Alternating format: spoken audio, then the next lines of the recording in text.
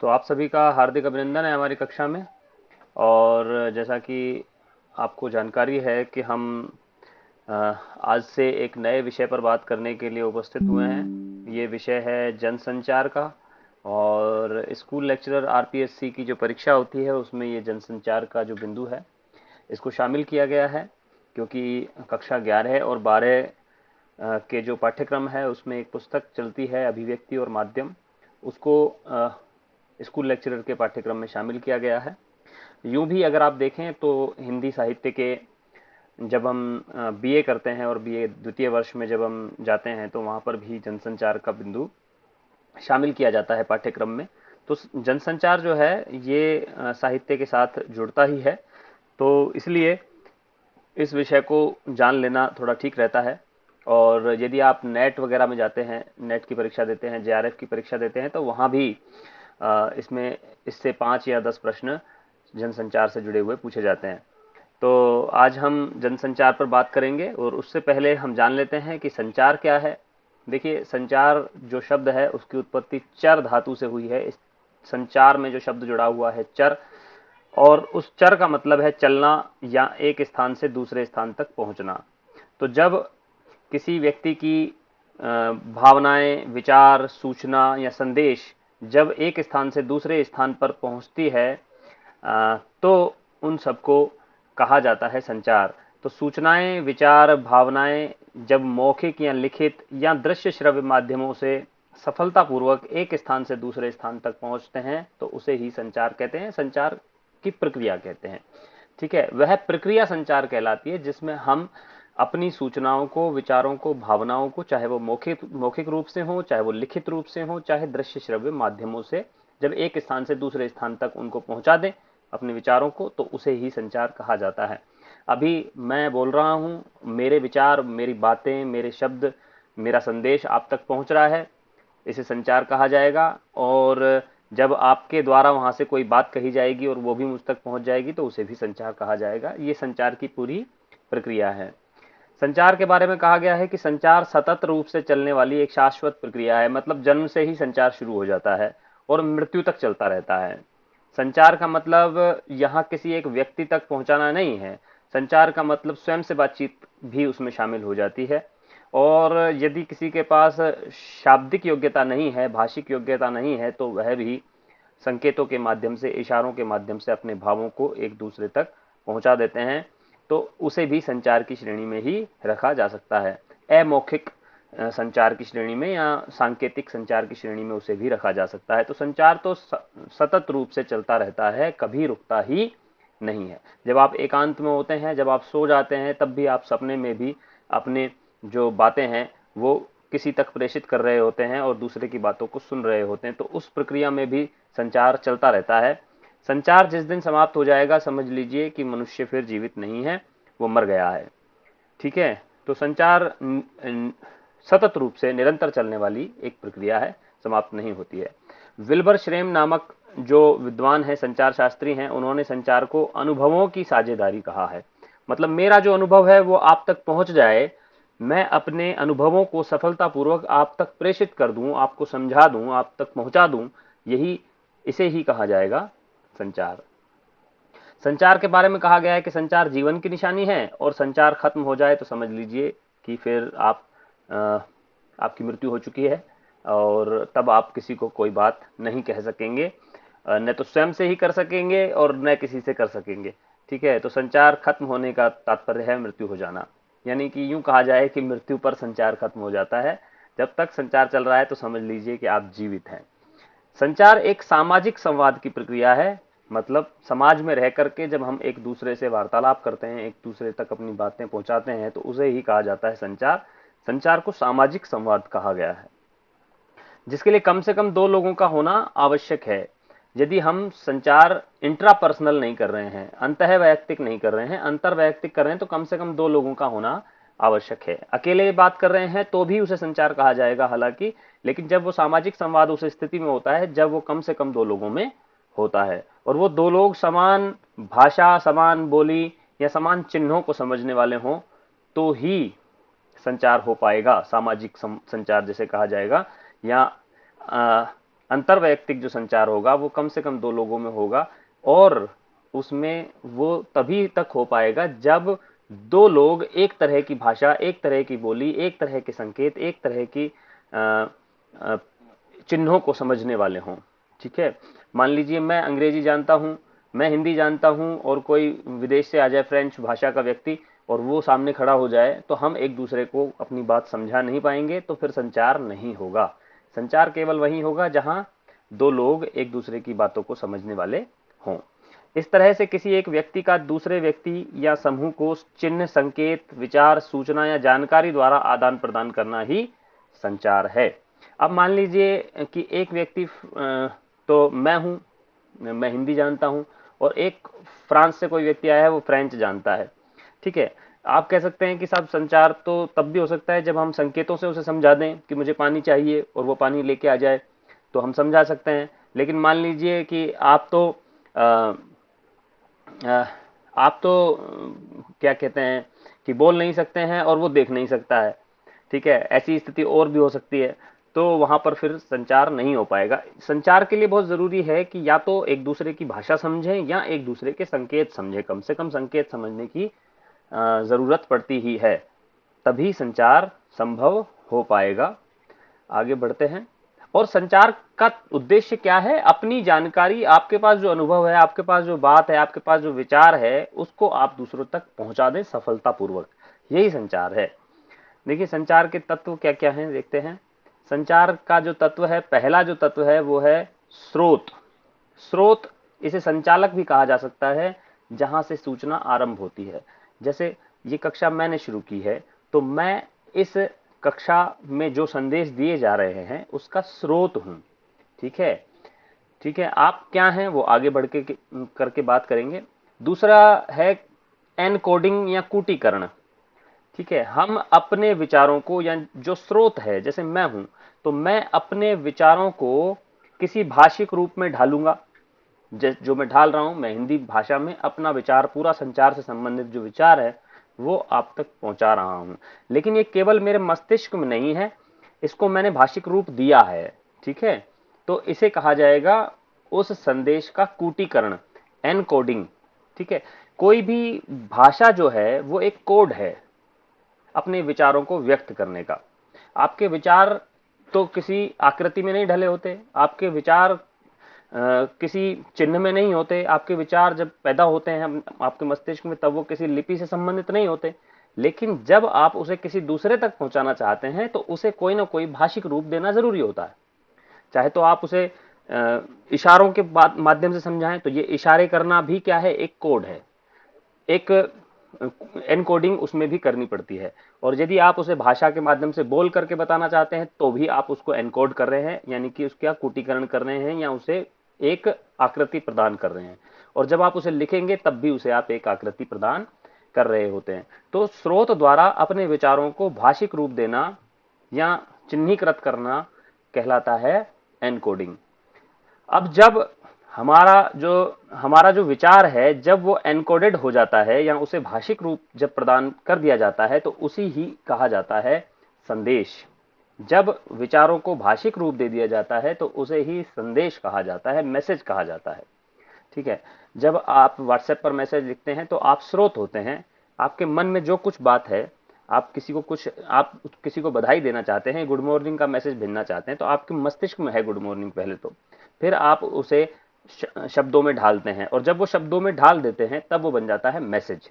ठीक है, और फिर उसे आप किसी माध्यम से दूसरे के पास भेज देते हैं। अब वो माध्यम ध्वनि हो सकता है, आप प्रकाश हो सकता है, वो माध्यम वायु हो सकता है, telephone, radio, TV, internet, cinema आदि यंत्रीकरण जो भी उपकरण हैं हमारे, वो भी माध्यम हो सकते हैं। ध्वनि मतलब जब आप बोल करके किसी को कोई बात कहते हैं तो वहां ध्वनि माध्यम रहती है।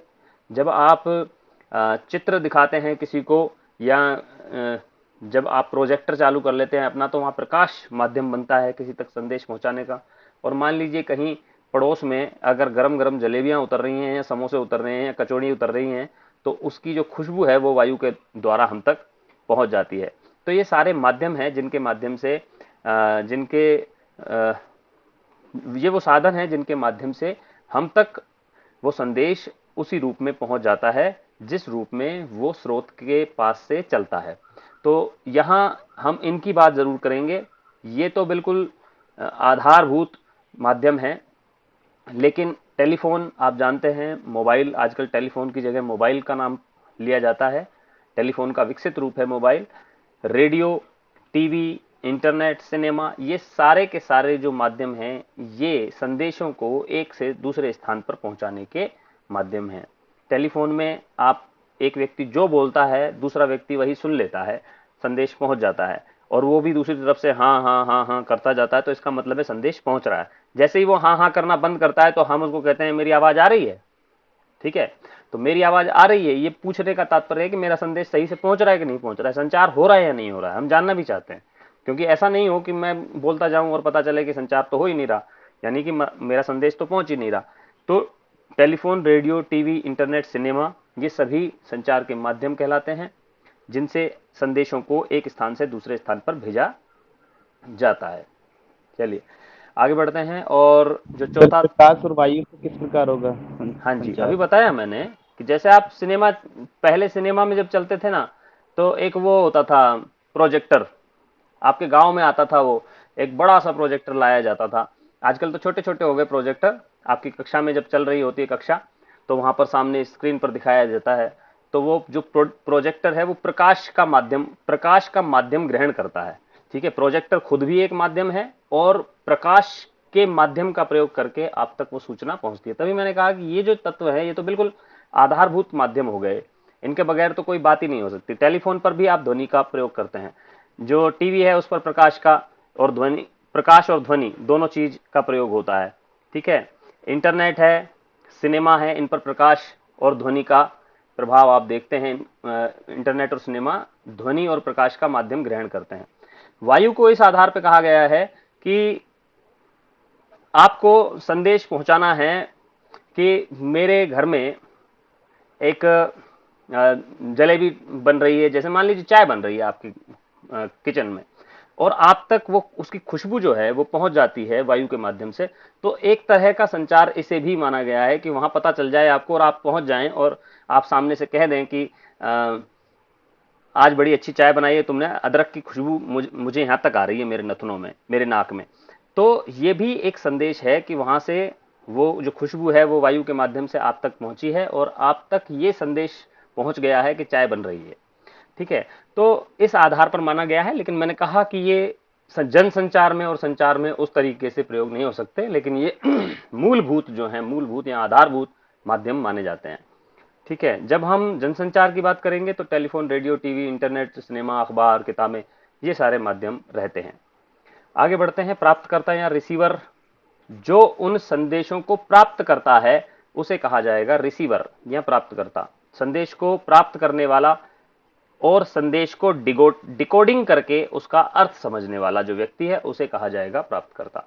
जब ये संदेश आप तक पहुंच रहा है, ठीक है, जब मैं ये सारी बात अपनी कक्षा में बोल रहा हूं, जो जो आप तक पहुंच रही है बात, अगर आप उसे समझ रहे हैं तो समझ लीजिए कि आप उनको डिकोड कर रहे हैं। जो मेरा कोड है, मेरी जो भाषा है, उसे आप जानते हैं और उसे आप अपने मस्तिष्क में ग्रहण कर रहे हैं। मान लीजिए मैं बोल रहा होता चाइनीज में, तो आप में से एक भी उसे डिकोड नहीं कर पाता, क्योंकि आप चाइनीज नहीं जानते हैं। ठीक है, तो यहां यह बहुत जरूरी है कि जिस भाषा में संकेत चला है, उस भाषा में उसको ग्रहण करने वाला व्यक्ति दूसरी तरफ उपस्थित होना चाहिए। तो जब कोई व्यक्ति संदेश ग्रहण करता है तो वह उसे अपनी भाषा में डिकोड करता है। ठीक है, यदि अंग्रेजी में कोई संदेश चला है और मैं अंग्रेजी भी जानता हूं और हिंदी भी जानता हूं, और मुझे ये संदेश हिंदी में लिखना है, तो मैं पहले उसको अंग्रेजी में ग्रहण करूंगा, अंग्रेजी में डिकोड करूंगा, और फिर उसे हिंदी में एनकोड करके आगे बढ़ा दूंगा, जैसा कि जो दुभाषीय लोग होते हैं वो करते हैं। ठीक है, हमारे देश के प्रधानमंत्री हिंदी में बोल करके कोई बात दुभाषिया को बताएंगे, वो दुभाषिया उसे अंग्रेजी में या दूसरी भाषा में, फ्रेंच भाषा में उसका अनुवाद करके उसे दूसरे तक पहुंचाएगा। तो ये एनकोडिंग और डिकोडिंग की जो प्रक्रिया है, उससे संदेश को एक स्थान से दूसरे स्थान पर पहुंचा करके समझाने की जो प्रक्रिया है वो संपन्न होती है। तो एक बार फिर से देखना पड़ेगा, बातें लंबी चल गई हैं तो एक बार फिर से मैं समझाता हूं। स्रोत वह व्यक्ति है जहां से सूचना शुरू होती है। एनकोडिंग वह स्थिति है जहां सूचना को भाषिक रूप दिया जाता है। जब उसे भाषिक रूप दे दिया जाता है तो उसे संदेश कहा जाता है। वह संदेश किसी माध्यम से हम तक पहुंचता है या प्राप्तकर्ता तक पहुंचता है। जब प्राप्तकर्ता तक वह संदेश पहुंचता है तो वह उस संदेश को डिकोड करता है, अर्थात उसको समझता है। डिकोड करने का मतलब ये नहीं है कि कोई कैलकुलेटर लेकर के बैठना है या कंप्यूटर लेकर के बैठना है। आपके मस्तिष्क में वह प्रक्रिया चलती है। ठीक है, आप मेरी भाषा को जानते हैं तो अपने मस्तिष्क में उसको विचार रूप में ग्रहण करते हैं, भाषा के रूप में नहीं ग्रहण करते हैं। भाषा तो माध्यम है विचारों को व्यक्त करने का। ठीक है, तो मैं भाषा के माध्यम से व्यक्त कर रहा हूं, आप भाषा के माध्यम से ग्रहण करके उसे विचारों के रूप में ढाल करके समझते हैं। तो उसके अर्थ को समझने की जो प्रक्रिया है उसको डिकोडिंग कहा जाता है। और उसके बाद जो आपने उसका अर्थ समझा उसके अनुसार आपने दिया फीडबैक। फीडबैक का मतलब होता है प्रतिपुष्टि। इसी प्रतिपुष्टि से जो प्राप्त करता है वो प्रतिक्रिया करता है, और इसी प्रतिपुष्टि से जो सबसे पहले संदेश को भेजने वाला है वो समझता है कि आप तक संचार हो गया है, आप तक बात पहुंच गई है। देखिए, मान लीजिए मैं जो बोल रहा हूं एक कक्षा में, अभी तो क्योंकि मुझे आप नहीं दिखाई दे रहे हैं, लेकिन जब मैं कक्षा में बात करता हूं और आप गर्दन हिलाते हैं तो मुझे समझ में आता है कि आपको समझ आ रहा है। और कोई एक विद्यार्थी उसमें ऐसे आंख बना करके बैठा है, थोड़ा सा मुंह टेढ़ा कर रखा है उसने, और उसके चेहरे पर असंतोष का भाव झलक रहा है, तो ये प्रतिपुष्टि मुझ तक पहुंचती है कि इसे समझ नहीं आ रहा है। जब प्रतिपुष्टि जैसी होगी वैसा ही जो स्रोत है वो व्यवहार करता है, वो फिर समझाने लगता है, और जब तब तक समझाता रहता है जब तक प्रतिपुष्टि सकारात्मक नहीं हो जाती है। ठीक है, या यूं कहें कि जब हम एक फोन पर बात करते हैं, ठीक है, या मैसेज आपने किया, सबसे अच्छा तरीका है व्हाट्सएप मैसेज किया किसी को आपने कि मैं आज शाम 6 बजे आपके घर आ रहा हूं। ठीक है, आपने मैसेज कर दिया, लेकिन अभी नीली टिक नहीं आई है। जो नीली टिक आती है ना, वो नीली टिक नहीं आई है। तो जब तक ये नीली टिक नहीं आएगी तब तक आप चिंता में रहेंगे कि पता नहीं उसको संदेश पता है कि नहीं है, कहीं वो मिलेगा कि नहीं मिलेगा। लेकिन जैसे ही ये नीली टिक आ जाती है और सामने वाला व्यक्ति लिखता है ओके, तो आपके मस्तिष्क से एक बोझ खत्म हो जाता है। इसका मतलब है कि संचार हो गया। ठीक है, ये प्रतिक्रिया बहुत जरूरी है। इसी प्रतिक्रिया से ये पता चलता है कि स्रोत के द्वारा जो संदेश भेजा गया है उसे ठीक से समझ लिया गया है। और अगर ये ओके नहीं आता है या ब्लू टिक नहीं आती है या एक ही टिक होकर के रह जाती है ग्रे कलर की, तो फिर वो सामने वाला जो है वो व्यक्ति फोन करता है, समस्या में है।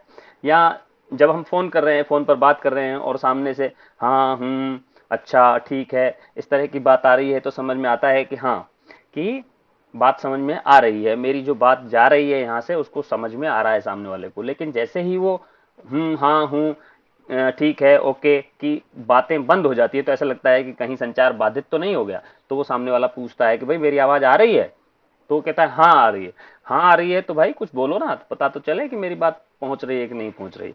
तो ये फीडबैक जो है ये बहुत जरूरी है, और ये फीडबैक फिर प्रक्रिया को दूसरी ओर से शुरू कर देता है। जैसे ही वो ओके कहता है तो इसका मतलब है एक बार फिर से ये संचार शुरू हो गया है। ये ओके भी एक संदेश है जो फिर से लौट करके वहां तक पहुंच जाता है और फिर से एक संचार पूरा होता है। तो इस तरह से संचार में संदेश को एक स्थान से दूसरे स्थान पर भेजा जाता है और व्यक्ति उसको समझ करके अर्थ ग्रहण करते हैं और उसके अनुसार प्रतिक्रिया देते हैं। देखिए, यहां पर एक अंतिम जो पंक्ति है उसे और समझ लेना जरूरी है। नॉइस या शोर, ये जो शोर है ये संचार में बाधक है। मान लीजिए अभी आप में से कोई माइक शुरू कर ले अपना, तो पीछे से आवाज आएंगी कई तरह की, या अभी मेरे घर के पास ही कहीं डीजे बजाए, तो आप तक मेरा जो संदेश है वो सही तरीके से नहीं पहुंच पाएगा। तो शोर जो भी है वो संचार में बाधक होता है। कभी फोन में डिस्टरबेंस आ जाता है, कभी कभी आवाज कटने लगती है। आप कहते हैं कि आवाज कट रही है, क्या चल ऐसे आवाज आने लगती है, तो आप समझते हैं कि भैया इसमें कोई नेटवर्क में गड़बड़ है, नेटवर्क में कोई खराबी है। तो ये सभी प्रकार का जो बाधा हैं संचार में उन्हें कहा जाता है नॉइस या शोर। शोर जो है संचार में बाधक होता है। आगे बढ़ते हैं। संचार के प्रकार कौन कौन से हैं? देखिए, जो इसका सबसे शुरुआती जो संचार है वो है अमौखिक या सांकेतिक संचार। ठीक है, जिसमें संकेतों या इशारों के माध्यम से अपने विचारों या खुशी, प्रेम, भय, क्रोध आदि की भावनाओं को व्यक्त किया जाता है। छोटे बच्चे जो बोल नहीं सकते, या हम किसी ऐसे व्यक्ति के साथ संचार करना चाह रहे हैं जो हमारी भाषा को नहीं जानता है या जिसके पास विचारों को भाषा में व्यक्त करने की योग्यता नहीं है, तो वह व्यक्ति इनका इस संचार का प्रयोग करता है, जिसे अमौखिक या सांकेतिक संचार कहा जाता है। एक बच्चा जैसे दूध चाहिए वो रोने लगता है, ठीक है, वो बोला तो कुछ भी नहीं है लेकिन वो रो करके संचार करता है कि उसे भूख लगी है, ठीक है, और माता उसकी भावना को समझ जाती है, संचार हो जाता है। ऐसे ही कई बार हम केवल खुश होकर के दूसरे तक अपनी बात पहुंचा देते हैं। प्रेम जो है वो आंखों से व्यक्त हो जाता है, भय आंखों से व्यक्त हो जाता है, क्रोध भी आंखों से व्यक्त हो जाता है, और खुशी भी आंखों से व्यक्त हो जाती है। तो आंखों से तो नयन पचीसी नाम का ग्रंथ भी लिखा गया था। कोई बता सकता है नयन पचीसी ग्रंथ किसका है रीतिकाल में? बोधा। नयन पचीसी नहीं, नहीं, नहीं, नहीं। नयन पचीसी किसका ग्रंथ है? रीतिकाल में एक ग्रंथ लिखा गया था जिसमें सर हाँ, सर बोधा। नहीं नहीं, बोधा नहीं है, बोधा नहीं है। नयन पचीसी मैं समझता हूं, जहां तक मुझे याद है, वृंद कवि का ग्रंथ है नयन पचीसी। ठीक है, तो हाँ सर गंध। नेत्रों के माध्यम से अनेक अनेक प्रकार के भाव व्यक्त हो जाते हैं और दूसरे तक पहुंच जाते हैं, दूसरे उसको समझ भी जाते हैं। तो ये जो संचार है ये अमौखिक या सांकेतिक संचार की श्रेणी में आता है। और उसके बाद जो संचार है वो है अंतः वैयक्तिक संचार, जो संचार का बुनियादी रूप है। इसमें प्राप्तकर्ता और संचालक एक ही व्यक्ति होता है, मतलब जहां से संचार शुरू होता है, जहां पर खत्म होता है, वो एक ही व्यक्ति होता है। जब हम अपने आप से ही बातें करते रहते हैं, कई बार आपने देखा होगा, लंबा सफर है, आप अकेले चले जा रहे हैं और आपके साथ कोई बातचीत करने वाला नहीं है, तो आप अपनी जीवन के बारे में आप खुद से ही बातें करते चले जाते हैं कि अरे यार ऐसा कर लेता तो ठीक रहता, वहां आज मुझे जाना है, तो वहां जाना चाहिए कि नहीं जाना चाहिए। इस तरह की बातें आप जब करते हुए चले जाते हैं, तो ये उसमें सुन कौन रहा है? उसमें सुन भी हम ही रहे हैं, और बोल कौन रहा है? बोल भी हम ही रहे हैं।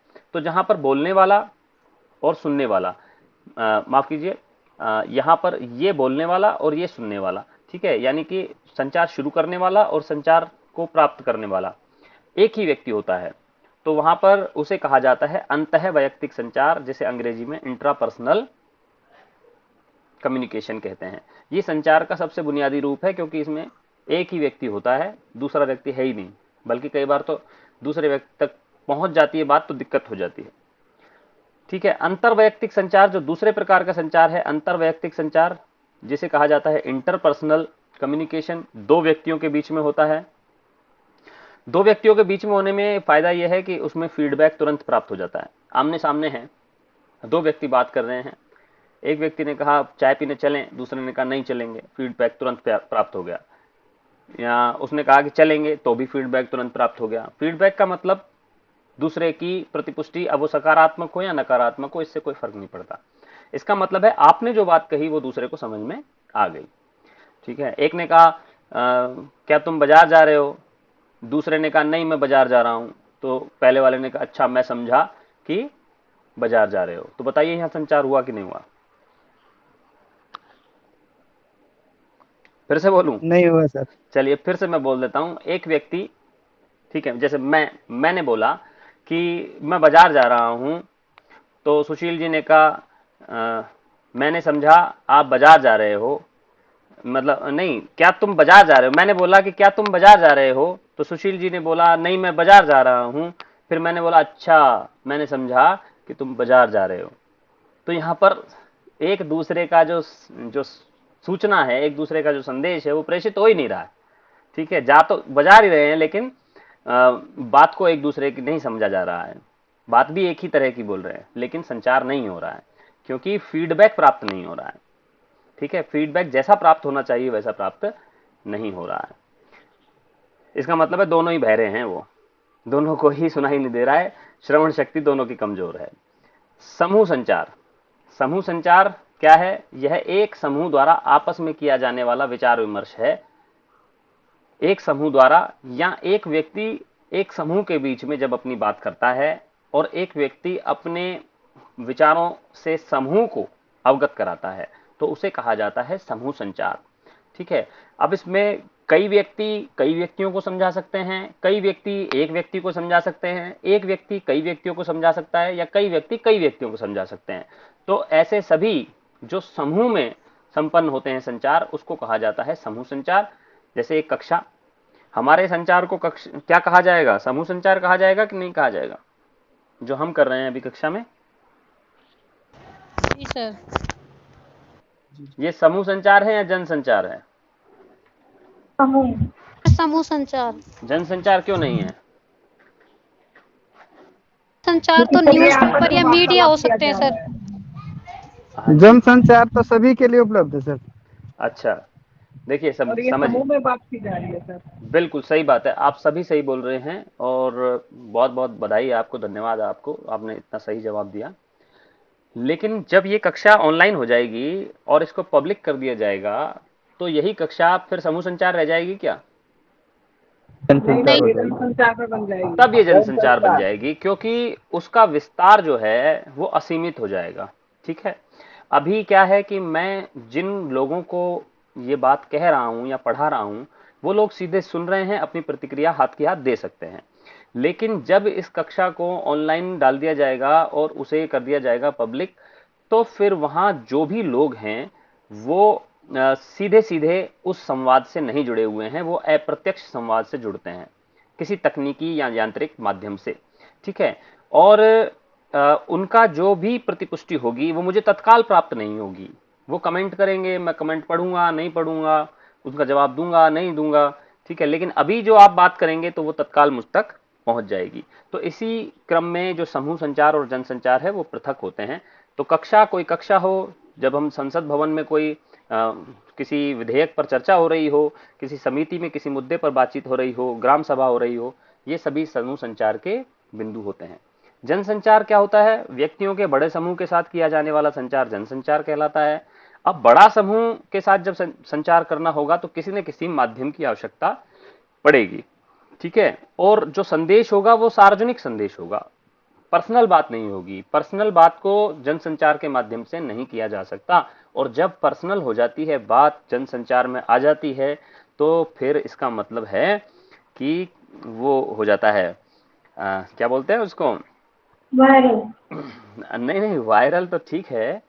आजकल चलता है ना एक, अरे देखिए नाम ही भूल गया मैं, चलिए, तो गोपनीय तरीके से कैमरा लेकर के पहुंच जाते हैं ना पर्सनल बातचीत को बाहर निकालने के लिए, क्या बोलते हैं उसको, देखिए भूल गया नाम, दिमाग में नहीं। हाँ, स्टिंग ऑपरेशन, बिल्कुल सही जवाब, स्टिंग ऑपरेशन हो जाता है। तो ये स्टिंग ऑपरेशन जो है वो जनसंचार में पहुंच जाती है बात, जो पर्सनल बात हो रही हो, मतलब पैसे के लेन देन की बात चल रही है और उसका स्टिंग करके कोई व्यक्ति उसको डाल देता है जनसंचार माध्यम पर, तो फिर वो सभी के रुचि का विषय बन जाता है और अच्छे अच्छे लोगों की किरकिरी उसमें हो जाती है। तो देखिए, बड़े समूह के साथ किया जाता है जनसंचार, और सार्वजनिक संदेश होते हैं इसमें। ज्यादातर जब जनसंचार की बात होती है तो उसमें संदेश जो होगा वो सार्वजनिक होगा, मतलब वो एक बड़े समूह के लिए उपयोगी होगा। प्रत्यक्ष संवाद के स्थान पर तकनीकी या यांत्रिक माध्यमों के जरिए किया जाएगा, इसका मतलब अप्रत्यक्ष संवाद होगा, प्रत्यक्ष संवाद नहीं होगा। जैसे टीवी के माध्यम से जब हम किसी नेता का भाषण बड़े जन समुदाय तक पहुंचता है तो उसे कहा जाता है जनसंचार। अब कोई व्यक्ति मंच पर खड़े होकर के बात कर रहा है और वहां पर 1 लाख लोग आए हुए हैं, तो उसे समूह संचार कहा जाएगा या जनसंचार कहा जाएगा, ये बताइए। कोई नेताजी भाषण दे रहे हैं मंच पर और माइक लगा रखा है उन्होंने, तो उसे जनसंचार कहा जाएगा या उसे समूह संचार कहा जाएगा? जनसंचार। जनसंचार। क्यों क्यों जनसंचार कहा जाएगा? क्योंकि सर वो एक बहुत बड़े समुदाय को वो मतलब लीड कर रहे होते इसलिए। नहीं नहीं, देखिए फिर तो आप कक्षा को भी कह सकते हैं। बड़ा का क्या परिभाषा है? बड़ा की क्या परिभाषा है? कोई भाषण दे रहा है व्यक्ति और उसको 50 आदमी सुनने पहुंचे, कोई भाषण दे रहा है। हाँ जी सर, वो संवाद सार्वजनिक होते हैं। नहीं, बात वो नहीं है, जनसंचार की श्रेणी में उसको नहीं रखा जाएगा, आप समझ लीजिए। जनसंचार के लिए बहुत जरूरी है समूह संचार में कि बोला वहां प्रत्यक्ष संवाद नहीं होना चाहिए। ठीक है, उसे समूह संचार की श्रेणी में कहा जाएगा, चाहे वहां 5 लाख आदमी हैं। लेकिन जब वही वही जो भाषण है जब टीवी के माध्यम से, रेडियो के माध्यम से, अखबार के माध्यम से आपके घर तक पहुंचेगा, तो उसे कहा जाएगा जनसंचार। इस बात को क्लियर कर लें, चाहे वहां 50 लोग हों और चाहे 5 लाख हों। अगर वो एक बंधे हुए एरिया में खड़े हैं लोग, ठीक है, और उन तक बात सीधे पहुंच रही है, और देखिए जब उस किसी व्यक्ति ने वो बोला, कोई भी बात बोली, और वहां से वहां 5 लाख लोगों के अंतिम छोर पर खड़े हुए एक व्यक्ति ने कहा भारत माता की जय, तो प्रतिपुष्टि तुरंत पहुंच गई नेताजी के पास। ठीक है, या वहीं से किसी ने नारा लगाया कि भाई ये तो चोर है, इसकी बात मत मानना। ठीक है, तो इसका मतलब है संवाद हो गया उसका, तो प्रतिपुष्टि तुरंत पहुंच गई। इसका मतलब वहां जनसंचार नहीं है, इसका मतलब वहां समूह संचार हो रहा है, चाहे वो समूह कितना भी बड़ा हो। लेकिन जब व्यक्तियों का ऐसा बड़ा समूह जहां तक सार्वजनिक संदेश को प्रत्यक्ष रूप से पहुंचाना संभव नहीं हो, उसके लिए अप्रत्यक्ष माध्यमों का इस्तेमाल करना ही पड़े, तो उसे जनसंचार कहा जाएगा। ठीक है, क्लियर कर लीजिए इस बात को। तो टीवी के माध्यम से, यहां पर लिख दिया गया है इसीलिए, टीवी के माध्यम से जब किसी नेता का भाषण बड़े जन समुदाय तक प्रेषित किया जाए, तो वहां पर होगा जनसंचार। और जनसंचार का प्रवाह जो है वो असीमित, यहां पर उल्टा लिख दिया, सीमित लिख दिया है, असीमित व व्यापक होता है। जनसंचार का जो प्रवाह होगा वो असीमित है और व्यापक है, उसकी कोई सीमा नहीं है। देखिए चाहे 5 लाख है वहां पर लोग जो आए हैं, फिर भी उसकी सीमा है। लेकिन जो जनसंचार है उसकी सीमा है ही नहीं, वो तो असीमित है, कहीं तक भी पहुंच सकता है। काचा बादाम गा करके, पता नहीं वो विदेश में भी लोग नाच रहे हैं काचा बादाम पर। ठीक है, वो जनसंचार है, क्योंकि वो असीमित है, पता नहीं कल कहां पहुंच जाएगा। आपके बच्चे कल डांस करने लग जाएंगे अब काचा बादाम पर। ठीक है, तो इसे कहा जाता है जनसंचार। जनसंचार की परिभाषाएं देखिए, पीटर व जॉनसन ने कुछ कहा है, जनसंचार एक तरफा होता है। ठीक है, एक तरफा होता है मतलब प्रतिपुष्टि तत्काल नहीं होती। इसमें संदेशों का प्रसार अधिक होता है, ये भी पता है, दूर तक पहुंच जाता है, विदेशों तक पहुंच जाता है। जनसंचार व सामाजिक परिवेश एक दूसरे को प्रभावित करते हैं। जहां तक बात पहुंचती है, अगर वो सामाजिक रूप से आवश्यक है, वहां तक वो बात पहुंच जाती है। और वो जनसंचार समाज को प्रभावित करता है। मतलब कोई भी बात वहां प्रधानमंत्री जी ने कही टीवी पर आकर के कि 8 बजे, आज रात को 8 बजे से नोट चलना बंद हो जाएंगे, तो ये पूरे समाज को प्रभावित करने वाली चीज होती है। ठीक है, जनसंचार जनता के अधिकतर हिस्सों तक पहुंचने के लिए उपयुक्त समय का भी चयन करता है। इसीलिए 8 नवंबर जब भी होती है तो लोग घबरा जाते हैं कि भैया पता नहीं उपयुक्त समय नहीं चुन लिया गया हो आज, तो आज कुछ और न बंद हो जाए कहीं। ठीक है, तो जनसंचार जनता के अधिकतर हिस्सों तक पहुंचने के लिए उपयुक्त समय का भी चयन करता है। मतलब आप देखिए, ये जब कोई भाषण दिया जाएगा तो पूछा जाएगा कि ये कितने बजे चलेगा, टीवी पर कितने बजे आएगा। अरे यार 9 बजे चलाओ, 9 बजे लोग ज्यादा देखते हैं टीवी। ठीक है, या पहले पन्ने पर दो, अखबार में पहले पन्ने पर आएगी तो जो लोग ज्यादा देखेंगे। आप देखिए कि जो जो एडवर्टाइजमेंट है, पहले पन्ने पर जो उसका मूल्य है वो ज्यादा है, आखिरी पन्ने पर उसका मूल्य कम है, बीच में और कम है। तो वो जो उपयुक्त समय और उपयुक्त स्थान का भी चयन किया जाता है जनसंचार के माध्यम का अधिकतर हिस्सों तक पहुंचाने के लिए संदेश को। जोसेफ डिबेटो कह रहे हैं कि जनसंचार बहुत से व्यक्तियों में एक यंत्र के माध्यम से, यहां पर देख लीजिए, बहुत से व्यक्तियों एक यंत्र के माध्यम से सूचनाओं, विचारों, दृष्टिकोणों को रूपांतरित करने की प्रक्रिया है। मतलब मेरा विचार आप तक रूपांतरित हो जाए, मतलब आपके विचार में प्रवेश कर जाए और आपका दृष्टिकोण रूपांतरित हो जाए, आपका दृष्टिकोण मेरे विचारों से बदल जाए। तो ये जनसंचार जो होता है वो एक व्यक्ति के विचारों से दूसरे व्यक्ति तक अपने विचार प्रेषित करके उसके दृष्टिकोण को बदलने की प्रक्रिया है। जोर्डेन क्या कह रहे हैं, देखिए, जोर्डेन कह रहे हैं संगठित स्रोत होना चाहिए।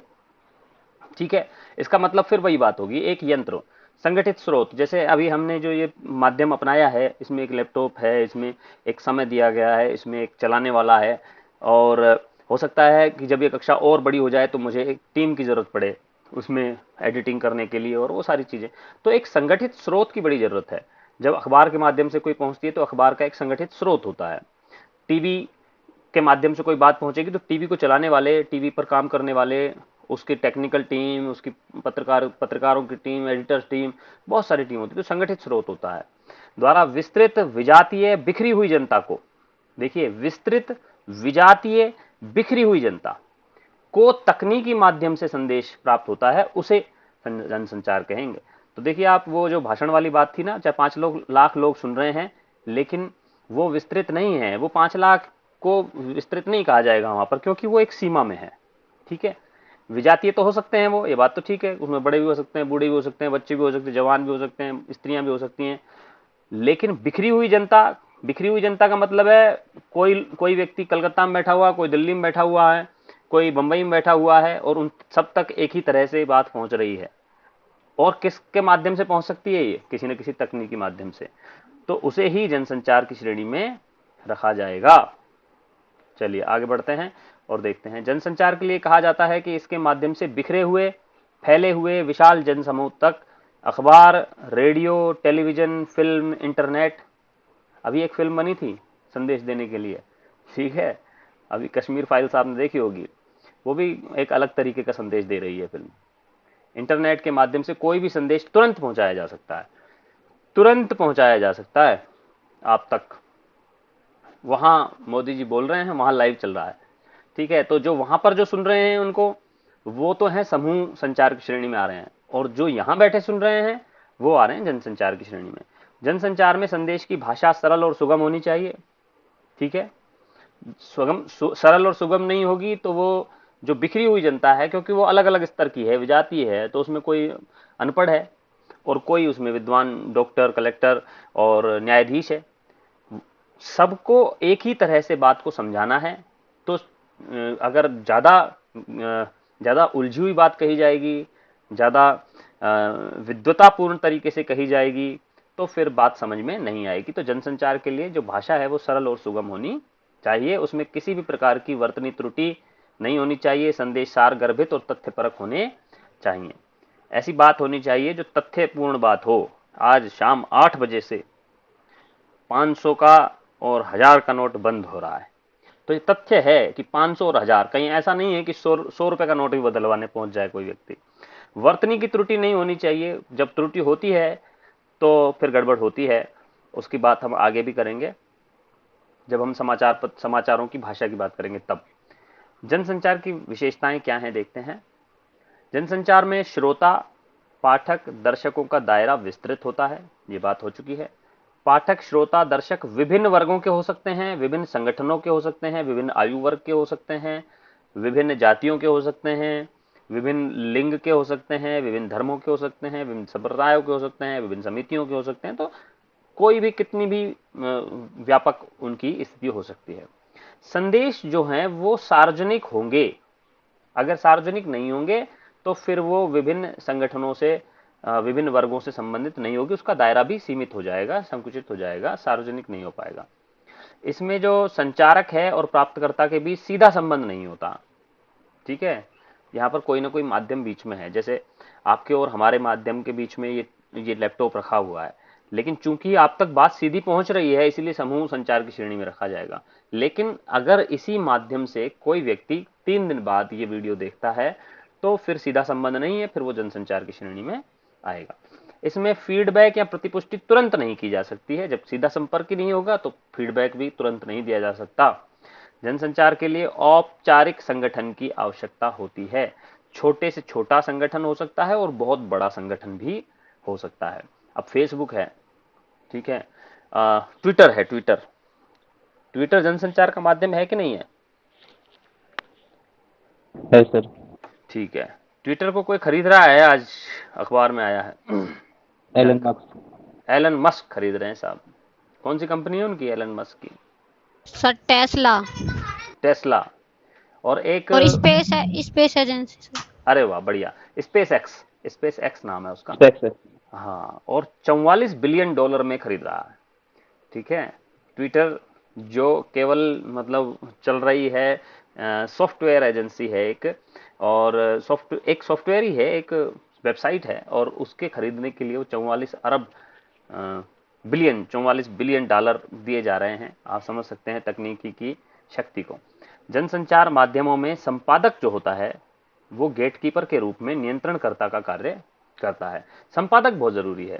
देखिए, जहां भी संगठन होगा, जैसे चाहे वो टीवी का है, चाहे वो अखबार का है, चाहे वो रेडियो है, ठीक है, तो वहां पर कोई ना कोई संपादक जरूर होता है जो संदेश को एडिट करता है, जो संदेश को संपादित करता है, जो संदेश को सही रूप में जहां तक वो पहुंचना चाहिए, जिस रूप में पहुंचना चाहिए उसका निर्धारण करता है। कहीं ऐसा ना हो कि कोई ऐसी बात कह दी जाए जिसे जनता तक पहुंचाना ठीक नहीं है, तो वह बीच में एक गेट कीपर के रूप में गेट पर खड़ा रहता है। जब संदेश आता है तो वह उस संदेश को पहले काट छांट करता है, उसको देखता है कि कौन सा तत्व उसमें दिखा। आपने देखा होगा कि ये लिखा जाता है कि एक समुदाय विशेष के लोगों ने दूसरे समुदाय विशेष के लोगों पर हमला कर दिया।